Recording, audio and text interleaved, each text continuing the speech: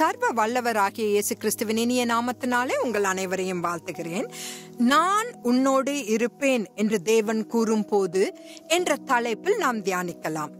எபிரேய மக்களை எகிப்திலிருந்து மீட்பதற்காக மோசே போக முடியாது என்று கூறியதற்கு வேதாகமத்தில் அநேக காரணங்கள் இருக்கின்றன.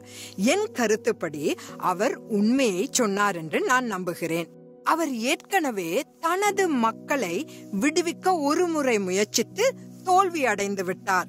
அவர் உதவி செய்ய விரும்பியவர்களால் அச்சமயத்தில் நிராகரிக்கப்பட்டார்.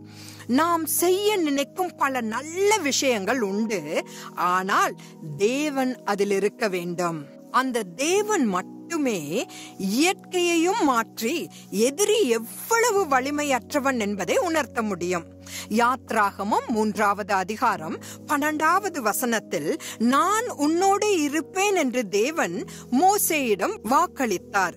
அந்த நேரத்தில் வரலாற்றில் மிகவும் சக்தி வாய்ந்த மனிதரான எகிப்திய பார்வோனின் இரும்பு கரம் கொண்ட ஆட்சியிலிருந்து தனது எபிரேய சமூகத்தை விடுவிக்க மோசே எடுத்த முந்தைய நடவடிக்கைகளை தேவன் மறக்கவில்லை.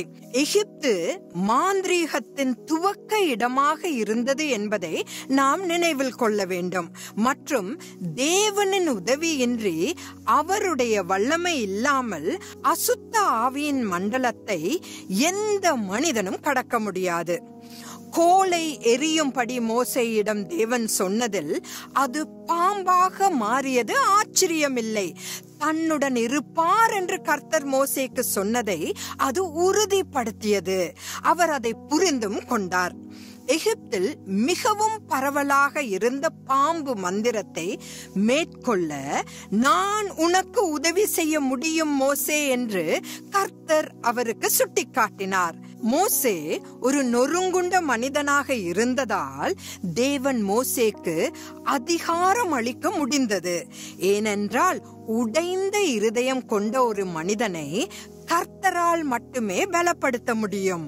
அவனுடைய ஜனங்களால் முற்றிலும் நிராகரிக்கப்பட்டு வனாந்திரத்தில் முழு நேரமும் ஆடுகளை மேய்த்து கொண்டிருந்தவன் மோசே. தகுதியற்றவர்களை உயர்த்தி பயன்படுத்துவதில் நம் தேவன் வல்லமை பெற்றவர். உடைந்து போனவர்கள், நம்பிக்கையற்றவர்கள், எல்லாவற்றையும் இழந்தவர்கள், நிராகரிக்கப்பட்டவர்கள், தனிமையாக உணருபவர்கள் மட்டுமே தேவனால் அதிகாரம் பெற முடியும். இப்படிப்பட்ட மனிதர்களைத்தான் தேவனின் கண்கள் தொடர்ந்து தேடிக்கொண்டிருக்கின்றன. ஏனென்றால் இப்படிப்பட்ட ஆண்களும் பெண்களும் தங்கள் வாழ்நாளில் பெரிய விஷயங்களை சாதிக்க முடியாது என்பதை அறிவார்கள். நான் உன்னுடன் இருப்பேன் என்ற தேவ வாக்குறுதியை விட வாழ்க்கையில் நாம் எதிர்பார்க்க கூடியது எதுவும் இல்லை. நோவா, ஆபிரகாம், ஈசாக்கு, மோசே, யோசுவா, தெபோரால், எலியா, எலிசா என்ற இந்த பட்டியலுக்கு முடிவே இல்லை. நம்மோடும் இருப்பேன் என்று கூறுகிற தேவன் அவர். நாமும் அவரையே பற்றி கொண்டு அவருக்காக வாழுவோமாக. நாளை தேவ சித்தமானால் சந்திக்கலாம். ஆமேன்.